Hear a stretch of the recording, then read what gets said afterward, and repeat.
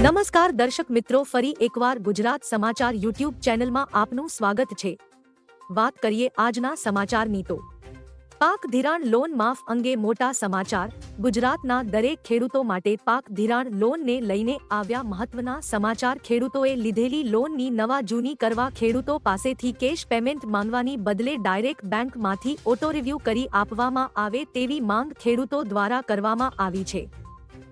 ખેડૂતો બેંકની લોનના પૈસા ભરવા માટે બહારથી વ્યાજવા પૈસા લાવીને પૈસા ભરવા પડે છે, જેથી ખેડૂતોને ઓટો રિન્યુ સુવિધા આપીને ખેડૂતોને થોડી રાહત આપવામાં આવે તેવી માંગ ખેડૂતો કરી રહ્યા છે।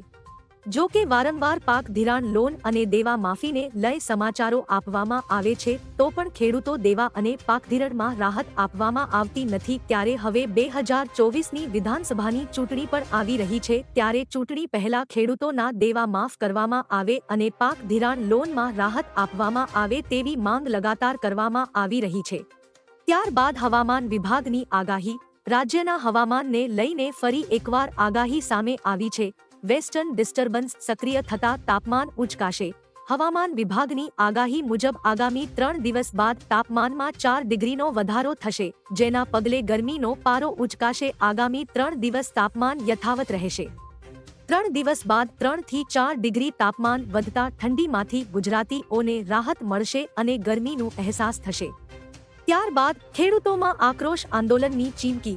દિશામાં હવે બટાટાનો સંગ્રહ કરવા ખેડૂતોને કોલ્ડ સ્ટોરેજમાં વધુ ભાડું ચૂકવવું પડશે।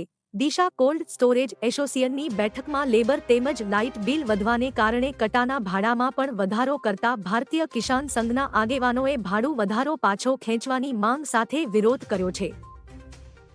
ખેડૂતોની માંગ છે કે દર વર્ષે કોલ્ડ સ્ટોરેજ એસોસિએશનના સંચાલકો કોઈને કોઈ રીતે ભાડામાં વધારો કરે છે, ત્યારે જો કોલ્ડ સ્ટોરેજના સંચાલકો ભાડામાં કરેલો વધારો પાછો નહીં ખેંચે તો આગામી સમયમાં ઉગ્ર આંદોલન